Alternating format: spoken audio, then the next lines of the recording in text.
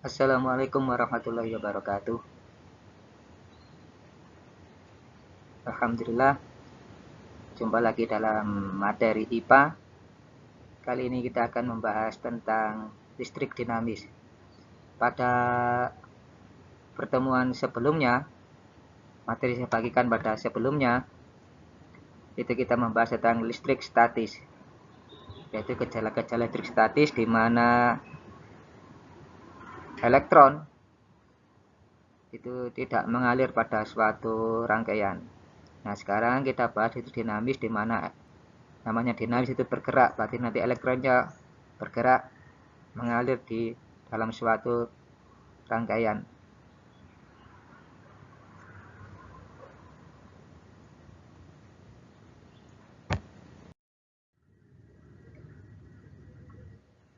Pada materi ini nanti yang kalian bahas, diharapkan nanti kalian akan paham tentang arus listrik, hantaran listrik, rangkaian listrik, karakter listrik, sumber listrik, dan sumber-sumber energi listrik, serta transmisi energi listrik. Tidak semua ini saya bahas, hanya beberapa yang penting saja yang kita bahas secara sekilas.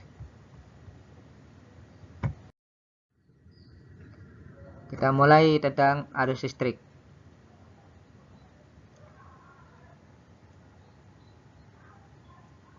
Ini alur listrik didefinisikan sebagai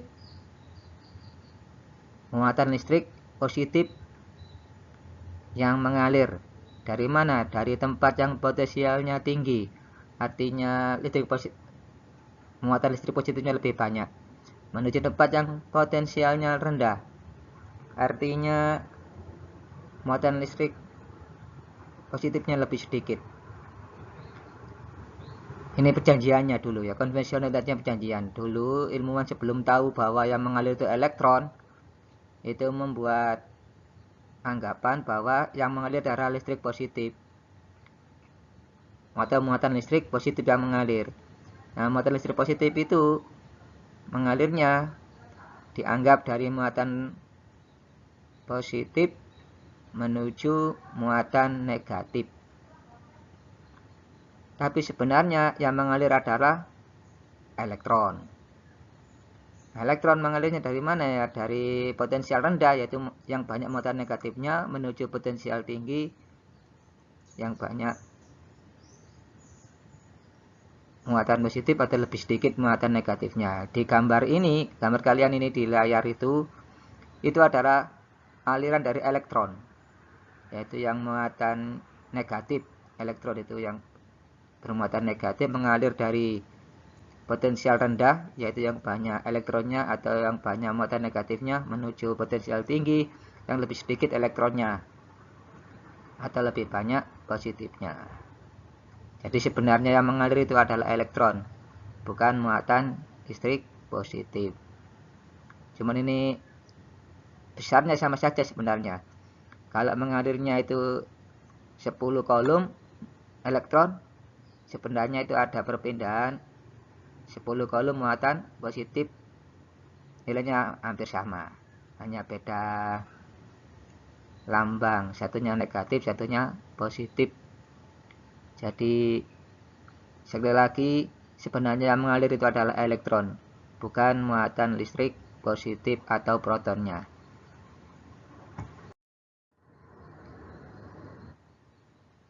Nah, ini di gambar itu ada rangkaian listrik terbuka dan rangkaian listrik tertutup.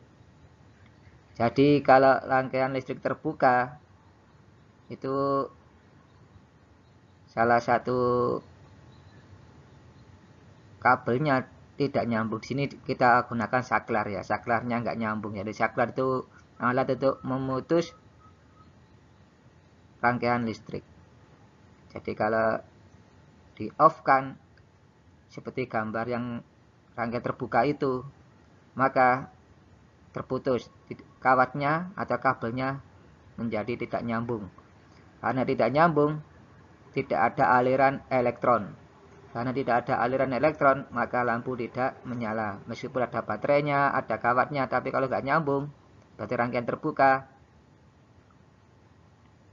lampunya tidak nyala. Beda dengan rangkaian tertutup, Kalau rangkaian tertutup, maka semuanya nyambung, saklarnya on, maka lampu akan menyala.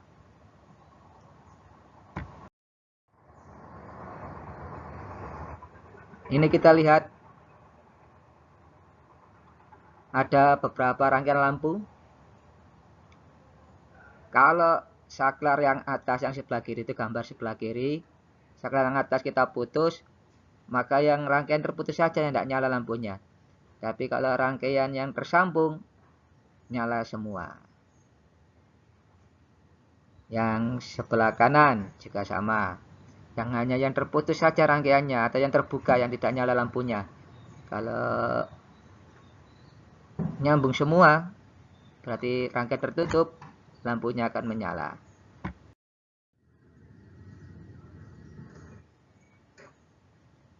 Saya ulangi lagi, jadi sebenarnya yang mengalir itu adalah elektron. Seperti pada gambar yaitu yang panah berwarna biru itu adalah aliran elektron dari muatan negatif, dari baterai yang potensialnya rendah yaitu yang negatif, menuju baterai yang ada tempat yang potensialnya tinggi yaitu positif. Kalau arus listrik kebalikannya, seperti tadi. Arus listrik dari potensial tinggi yaitu yang baterai bermuatan positif menuju baterai yang negatifnya atau yang potensialnya rendah. Ini kayak dianalogikan seperti pompa air. Air itu bisa mengalir jika ada pompanya. Nah, pompa ini sebagai baterainya. Jadi harus ada beda potensial atau harus ada pompanya biar air mengalir. Air ini dianggap sebagai elektronnya. Itu analogi sederhananya. Jadi kalau tidak ada baterai, berarti tidak ada elektron yang mengalir. Gambar ini adalah gambar rangkaian tertutup. Sekali lagi, yang mengalir adalah elektron. Cuman kita sudah melakukan perjanjian atau konvensi bahwa alur listrik dari potensial tinggi menuju potensial rendah. Nah, di dalam listrik itu banyak yang kita ukur atau besaran-besaran listrik yang banyak kita ukur. Misalnya tegangan listrik. Itu kita ukur dengan voltmeter. Sedangkan arus listrik kita ukur dengan ampermeter. Untuk mengingat itu lihat satuannya. Satuannya tegangan dan volt. Berarti alat ukurnya voltmeter. Arus listrik satuannya adalah ampere. Berarti alat ukurnya ampermeter. Ada beberapa alat itu sudah gabungan namanya multimeter atau multitester. Di situ sudah tersedia untuk mengukur voltmeter, mengukur tegangan, juga ada tersedia untuk mengukur arus, juga ada tersedia untuk mengukur hambatan, dan lain sebagainya. Mereka disebut multimeter. Multi itu banyak, jadi alat ukur yang mengukur banyak-banyak. Macam-macam, bisa mengukur tegangannya yaitu sebagai voltmeter, bisa mengukur arusnya sebagai ampermeter, atau bisa mengukur hambatannya sebagai ohmmeter. Nah, di sini pemasangannya kita lihat. Untuk mengukur tegangan, maka voltmeternya harus dirangkai secara paralel seperti pada gambar kiri itu. Sedangkan untuk mengukur arus, maka harus dirangkai secara seri. Jadi kabelnya kita buat terbuka dulu atau open circuit atau rangkaian terbuka.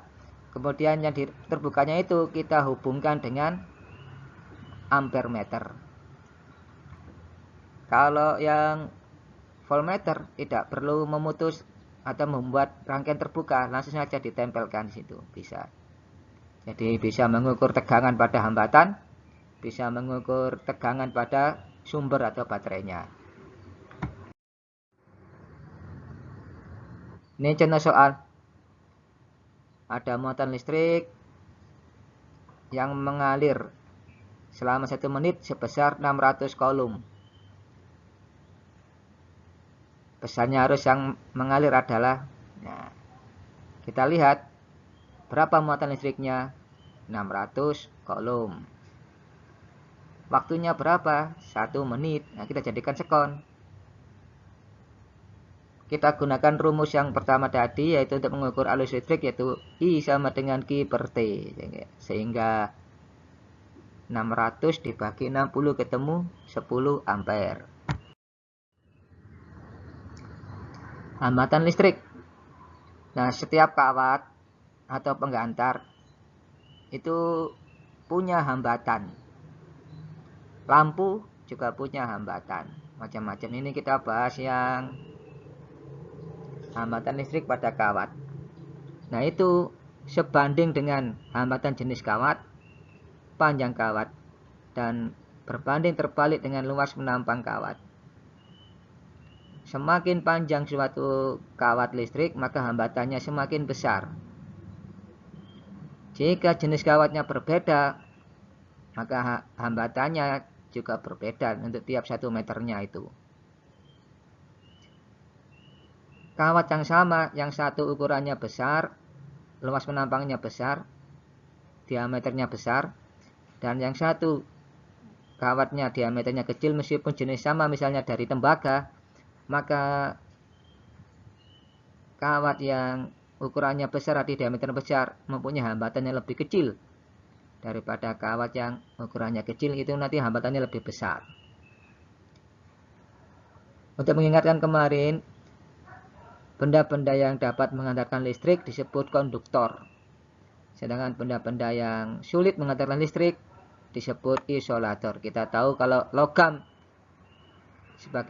umumnya sebagai konduktor, sementara karet, plastik, kayu itu adalah isolator.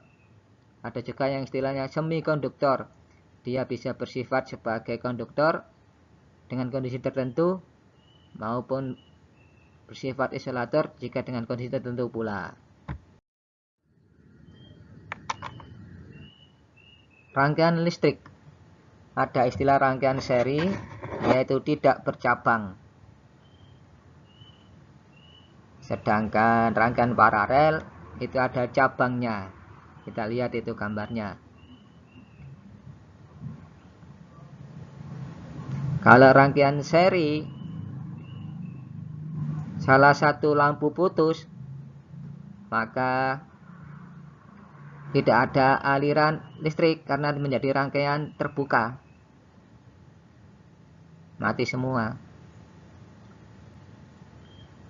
Kalau rangkaian paralel, jika salah satu lampu dimatikan, maka lampu yang lain tetap nyala karena bisa melewat jalur rangkaian yang lain.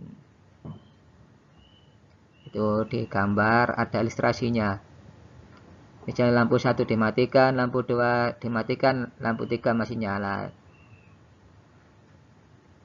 dan seterusnya. Baterai juga dapat dirangkai. Ada yang rangkaian baterai seri. Maka kalau rangkaian baterai seri ini tinggal kalian jumlahkan nanti tegangannya. Misalnya satu baterai itu 1,5 volt. Kalau ada 2 baterai yang dirangkai seri, maka tegangannya menjadi 1,5 ditambah 1,5, 3 volt. Rangkaian seri yang bawah itu ada 3 baterai. Kalau masing-masing 1,5 volt, maka totalnya adalah 1,5 ditambah 1,5 tambah 1,5, 4,5 volt. Kalau rangkaian paralel, baterainya itu tegangannya sama. 2 baterai dirangkai paralel, masing-masing 1,5 volt, maka tegangan akhir totalnya adalah tetap 1,5 volt. Rangkaian paralel 3 baterai, meskipun ada 3 baterai masing-masing 1,5 volt, kalau dirangkai paralel maka biasanya tetap 1,5 volt. Lanjut ke hukum Ohm. Ini yang meneliti dulu adalah namanya itu, yaitu hubungan antara tegangan, arus, dan hambatan. Ternyata arus listrik yang mengalir pada suatu penggetar berbanding lurus dengan beda potensial atau tegangan yang terdapat pada kedua ujung penghantar tersebut. Artinya apa? Jika tegangannya besar, maka arusnya besar. Tegangannya diperkecil, maka arus yang mengalir akan mengecil juga. Lihat gambar yang atas itu, yaitu antara I dan V. Artinya apa? Jika tegangannya semakin besar, arusnya juga semakin besar. Kebalikannya yang bawah. Artinya apa? Jika hambatannya diperbesar, maka arusnya akan menurun. Itulah contohnya pada kayu. Kenapa kayu tidak dapat mengalirkan arus listrik? Disebut isolator. Karena hambatannya besar sekali. Kalau hambatannya besar, maka arusnya yang mengalirkan kecil. Itu.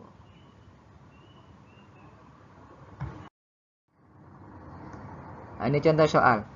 Di gambar itu ada hambatan 200 ohm. Itu lambangnya seperti itu. Satuannya ohm, hambatan lambangnya seperti itu. Kemudian arus yang mengalir sebesar 5 ampere. Tegangannya berapa? Ini rumus yang memudahkan itu adalah dibentuk segitiga seperti itu. Kalau mencari V, maka V-nya kita lingkari. Karena lurus, I dan R-nya lurus, berarti dikalikan. Berarti V sama dengan I kali R. 200 kali 5. 1000 volt. Contoh 3. Di gambar rangkaian itu tegangannya 24 volt, hambatannya 50 ohm. Untuk memudahkan kita gunakan segitiga ini. Kita akan mencari I-nya. Berarti I-nya kita lingkari. Karena V di atas, R di bawah, berarti itu pembagian. Berarti I sama dengan V dibagi R. 24 dibagi 50. Ketemu 0,48 ampere. Bagaimana kalau kita mencari R? Seperti contoh ini. Tinggal dilingkari aja R-nya. Berarti V dan I kan V-nya di atas, I-nya di bawah. Berarti V dibagi I. 24 dibagi 10. 2,4 ohm.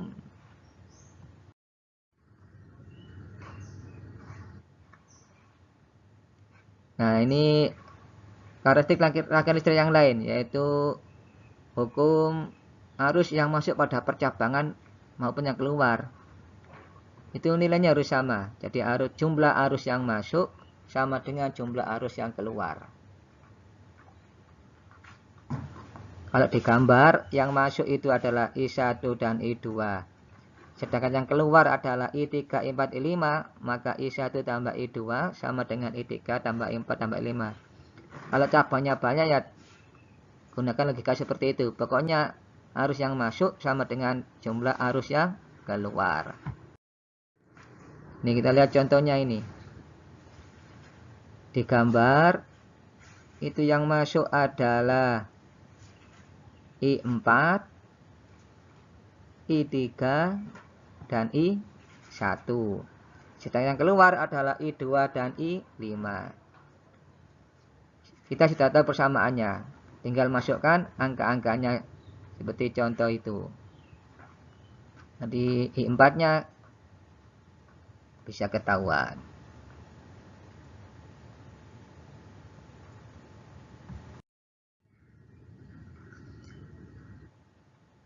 Nah, mengingatkan kembali bahwa hambatan dapat disusun secara paralel maupun disusun secara seri. Nah, itu lambang hambatan seperti itu. Ada juga kadang dilambangkan seperti kotak. Nah, ini rangkaian seri artinya tidak bercabang. Nah, arus yang mengalir itu sama semua. Jadi karena ini kan tidak ada cabangnya, berarti masuk sama dengan keluar. Lihat gambar yang bawah. I masuk ke hambatan 1 menjadi arus I1, yaitu yang masuk di hambatan 1. Kemudian keluar, masuk lagi ke R2 menjadi arus I2. Kemudian keluar, masuk lagi ke hambatan 3 atau R3 menjadi I3. Nah, karena yang masuk sama dengan keluar, maka nilainya sama semua. Itu sifat arusnya. Jadi kalau rangkaian seri sifat arusnya sama semua. Sedangkan tegangannya itu adalah V, yaitu tegangan yang dari baterai, itu sama dengan tegangan dari jumlah tegangan yang ada di hambatan. Jadi V sama dengan V1 tambah V2 tambah V3 dan seterusnya. Kalau ada 4 hambatan ya tambah V4, kalau ada 5 hambatan ditambah V5 dan seterusnya. V1 sendiri itu ya I1 kali R1, ingat hukum Ohm. Kalau V2 ya I2 kali R2. V3 ya I3 kali R3 dan seterusnya.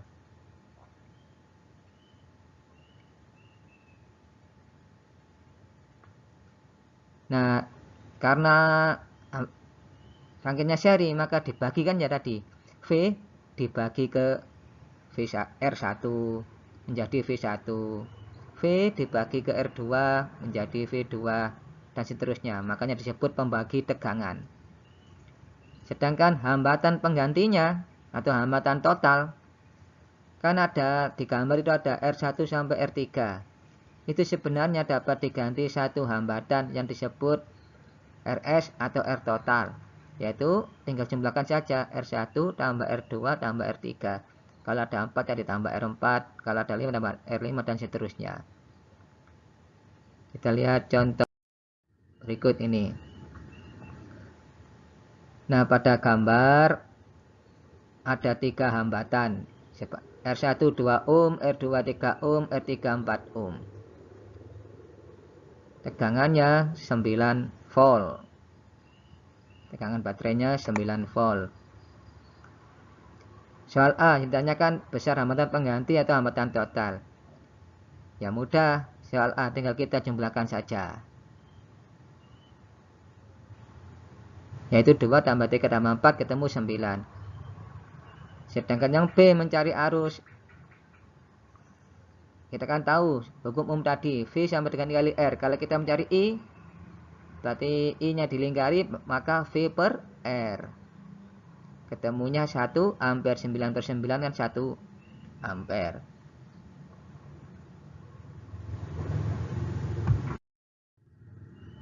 Nah, untuk mencari beda potensial antara titik A dan B, yaitu soal C, harus soal C mencari beda potensial di V1, V2, V3 seterusnya seperti tadi. Karena I-nya sama kan, I sama dengan I1, I2, I3 dan seterusnya. Ya kita masukkan saja. V1 ya I1 kali R1 sama dengan I kali R1 dan seterusnya, ketemu itu. Nah, kalau VAB yang soal D digambar, itu berarti V1 ditambah V2 sebenarnya bisa. V1-nya tadi ketemu 2, V2-nya ketemu 3, dijumlah ketemu 5. Kalau di tampilan itu ada cara lain seperti gambar itu, yaitu I dikali RAB. I-nya tadi sudah ketemu 1, RAB-nya ya 3, ditambah 2 itu R1 tambah R2 ya 2 tambah 3, 5. Ketemu 5 volt. Jadi banyak cara untuk menentukannya. Kalau rangkaian paralel, rangkaian paralel itu yang sama adalah V-nya, yaitu V1 sama dengan V2 sama dengan V3 sama dengan, kalau di gambar yang bawah itu sama dengan V. I-nya dibagi. Jadi I yang keluar dari baterai nanti dibagi ke R1 disebut I1, dibagi ke R2 disebut I2, dibagi I3 disebut I3. Karena masuknya adalah I, yang keluar adalah I1, I2, I3, maka jumlahkan saja seperti hukum Kirchhoff tadi itu, hukum yang masuk di percabangan. Sedangkan hambatannya itu rumus yang paling bawah itu 1 per R ditambah 1 per R1 ditambah 1 per R2 dan seterusnya. Kalau ada 4 ya ditambah 1 per R4 dan seterusnya. Kita lihat contoh ini. Ada 3 hambatan disusun secara paralel. Kalau ditanyakan hambatan totalnya, kita gunakan 1 per R sama dengan 1 per R1 tambah 1 per 2 tambah 1 per 3. Nah, samakan penyebutnya. Cari angka yang dapat dibagi 2, dapat dibagi 3, dapat dibagi 6. Ketemu 12 kan ya? Sehingga 12 dibagi 2, 6. Dikali 1, 6. 12 bagi 3, 4. Dikali 1, 4. 12 bagi 6, 2. Dikali 1, 2. Atasnya itu. Ketemunya 12 per 12 ketemu 1. Tinggal kita balik. Kalau mencari R totalnya berarti R per 1 sama dengan 12 per 12 juga. Ketemunya 1. Langkah selanjutnya sama seperti tadi. Gunakan hukum Ohm. Ya.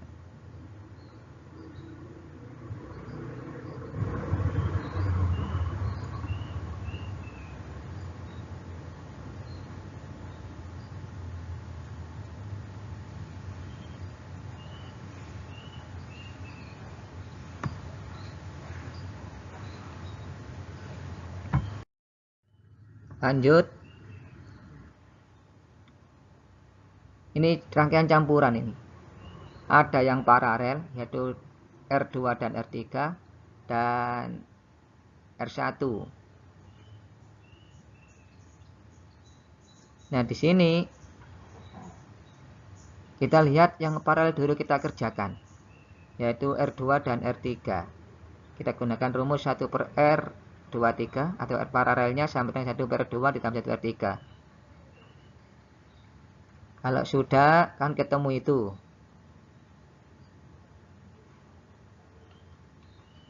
Satu per R23 sama dengan 3 per 6. Kalau mencari R23 nya tinggal kita balik. 6 per 3 ketemu 2. Nah, berarti yang rangkaian paralel ini yang R2 dan R3 dapat diganti satu hambatan yang nilainya 2 yaitu R2 3, sehingga gambarnya menjadi yang sebelah kanan bawah itu gambarnya.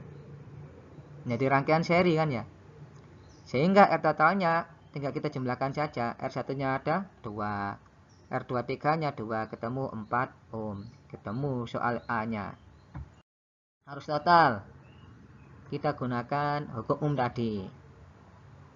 V dibagi R totalnya. Kalau mencari itu kita lihat. Untuk V1 dari gambar itu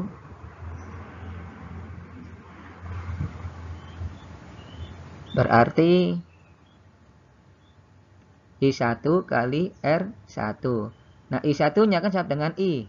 I nya tadi kan ketemu 3 per 4. Berarti 3 per 4 kali 2. Hasilnya 1,5.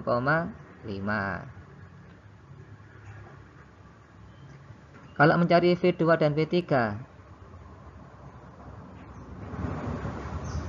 Nah, kita lihat tadi kan ya.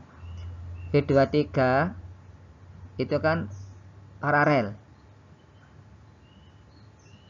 Tegangan paralel.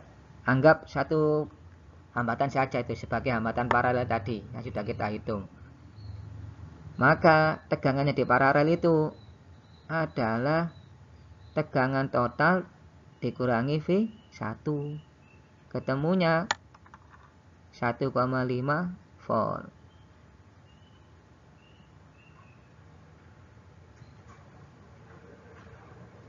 Nah, tegangan paralel itu nilainya kan sama. Berarti V2 sama dengan V3 sama dengan V paralel 1,5 volt.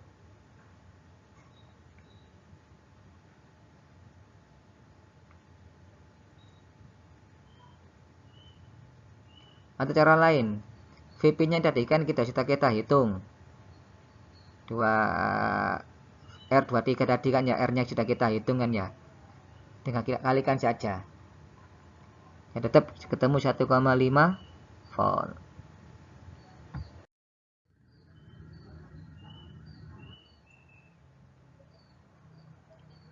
Kuat arus, ya kita gunakan hukum Ohm. Kalau mencari E2 ya berarti V2 per R2. Kalau mencari E3 berarti V3 per R3. Contoh 3. Contoh lain. Ini rangkaian campuran. Ya kita kerjakan dulu yang seri, yaitu yang 10 ohm dengan 20 ohm. Yang atas sendiri itu, gambar yang atas. Rangkaian yang atasnya seri. Nah, kalau rangkaian seri kan kita jumlahkan saja, 10 tambah 20 ketemu 30. Sehingga gambar rangkaiannya menjadi seperti itu kan, rangkaian paralel. 30 ohm dengan 20 ohm. Nah, kita cari R paralelnya. 1 per R sampai dengan 1 per 30 ditambah 1 per 20. Samakan penyebutnya. Cari angka yang dapat dibagi 30 dan 20 yaitu 60. Ketemu itu, nanti R-nya ketemu 12 ohm. Terus gunakan hukum Ohm. Nah, ketemu arusnya.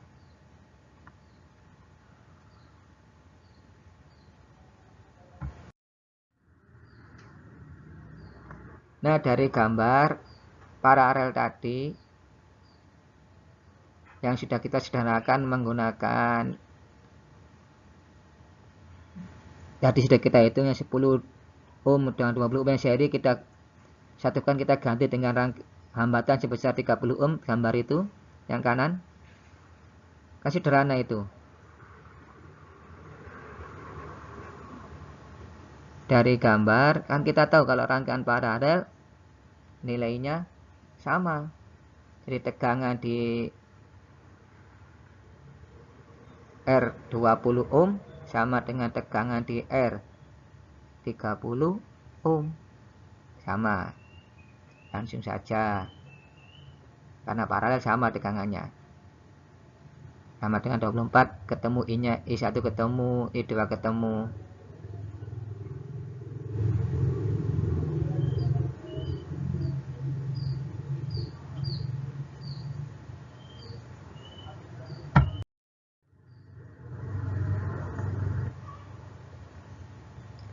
Ini lampu yang sejenis.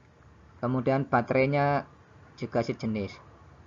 Kalau hanya satu lampu yang kita rangkai secara itu, yang sebelah kiri satu lampu, nyalanya terangnya seperti itu, ada garis-garis panjangnya garis sama renggetnya ya, lihat bedakan.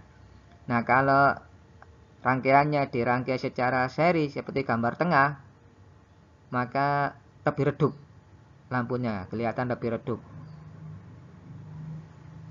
Karena itu tegangannya dibagi dua. Antara lampu 1 dengan lampu 2 tegangannya lebih kecil daripada tegangan baterai. Karena tegangan baterai dibagi dua untuk lampu 1 dan lampu 2. Sedangkan yang sebelah kanan sendiri itu rangkaian paralel, itu tegangan baterai, karena paralel kan tegangannya sama, baterai sama lampu keduanya sama, sehingga nyalanya sama. Jadi untuk satu lampu sebelah kiri dan dua lampu yang sebelah kanan sendiri paralel, itu nyalanya sama. Tapi kalau dirangkai seri, nyalanya lebih redup.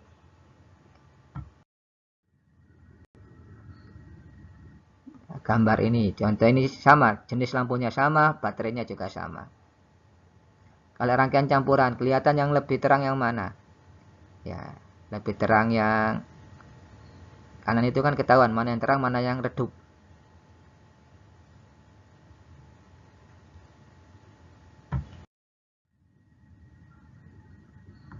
GGL itu singkatan dari gaya gerak listrik. Kalau elemen GGL itu artinya baterainya, itu gampang-gampangannya baterai. Kalau sebelumnya kita bahas sumber listriknya berupa baterai tanpa hambatan dalam, nah sekarang kita bahas ada hambatan dalam dari elemen atau baterainya. yang dilambangkan R kecil. Sehingga meskipun baterainya itu 1,5 volt, kalau kita ukur nilainya tidak 1,5 volt, berkurang karena ada hambatan dalamnya. Nah, hambatan dalamnya itu menyebabkan penurunan tegangan. Itu ada istilah tegangan jepit. Nah, tegangan jepit itu tegangan yang kita ukur menggunakan voltmeter. Kok nggak sama dengan tegangan tertulis di baterai 1,5 volt ya, karena tadi ada hambatan dalamnya itu yang mengurangi atau membuat penurunan tegangan. Contohnya ini, ada rangkaian baterai seperti tersebut. Baterainya tegangannya 24 volt, punya hambatan dalam 4 ohm.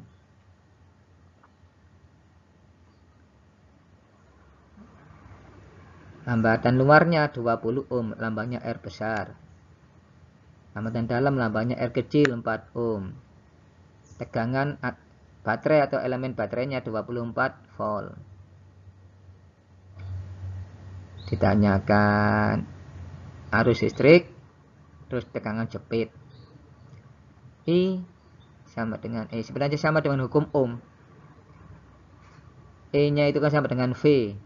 Karena R nya ada 2, berarti R besar ditambah R kecil, sama dengan hukum tadi, sebenarnya sama. Yang B kita dapat bisa menggunakan dua cara, yaitu langsung V sama dengan I kali R, rumus tegangan jepit, atau cara lain. Tuh.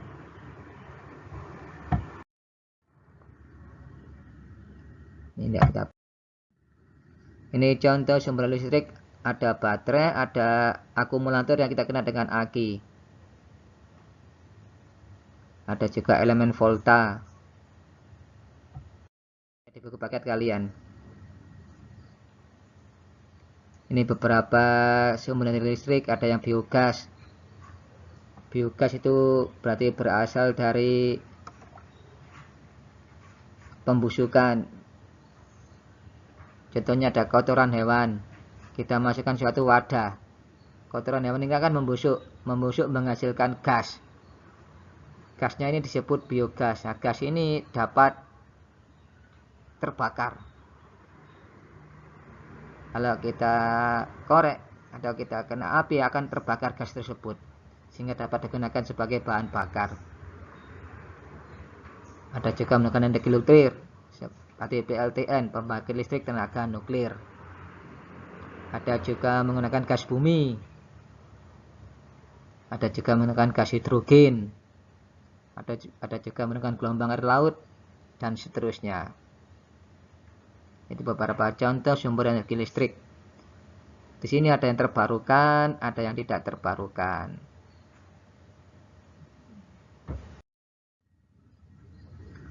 Transmisi, bagaimana listrik mengalir, itu bisa kalian baca sendiri.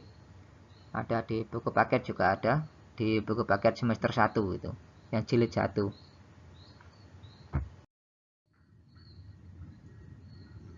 Nah, ini kita akan membahas tentang energi listrik.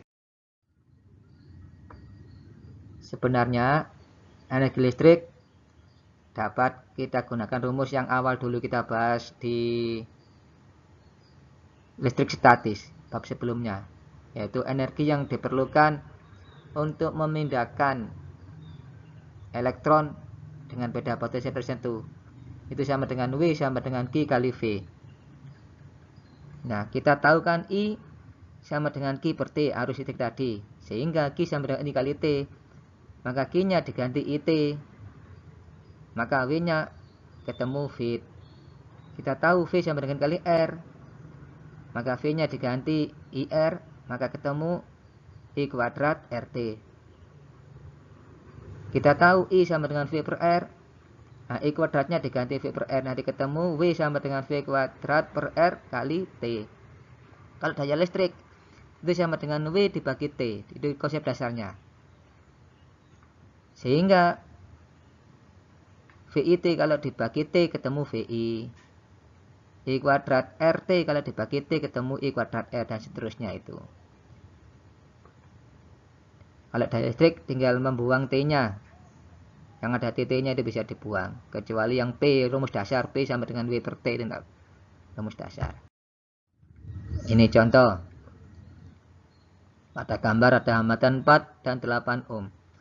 Hambatan totalnya adalah 12 ohm. Harus mengalir selama 6 menit. 6 menit berarti 360 sekon. Ingat, 1 menit 60 sekon atau 60 detik. Ditanyakan energi listrik, maka kita gunakan I kuadrat RT rumusnya tadi itu. Contoh 12. Kalau mencari daya misalnya P sama dengan V kali I, ini bisa. Jadi tergantung mana yang diketahui. Terus cocokkan dengan rumus yang ada.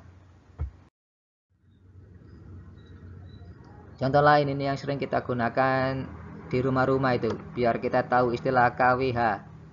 kWh itu singkatan dari kilo watt hour. H itu jam ya.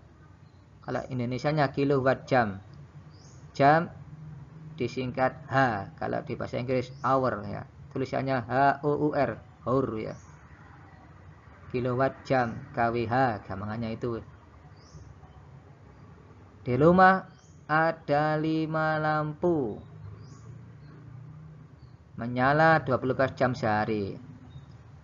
Ada dan seterusnya itu. Nah, untuk menghitungnya kita mudahkan, wattnya alat dikali jumlah alat dikali lama pemakaian. Misalnya lampu 20 watt, jumlahnya ada 5, nyalanya 12 jam. Lampu 60 watt, jumlahnya ada 2, nyalanya 5 jam, ketemunya itu. Nah, dan seterusnya sampai setrika. Terus kita jumlahkan. Nah, ketemu 6500 watt jam atau watt hour. Nah, untuk dijadikan kilo dibagi 1000, 6500 dibagi 1000 ketemu 6,5 kilowatt hour. K itu lambang kilo, artinya 1000. Seperti kalian kalau ke warung ada tulisan 5K, berarti harganya 5000. K-nya itu artinya 1000. Dan seterusnya itu.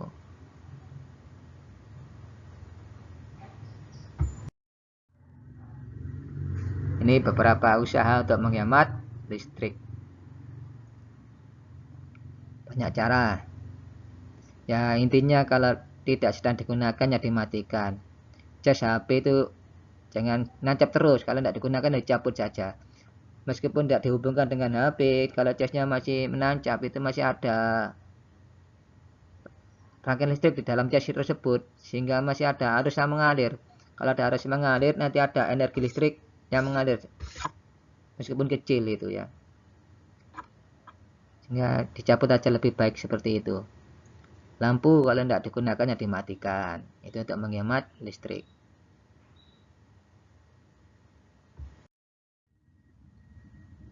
Hati-hati penggunaan listrik. Hati-hati dijaga.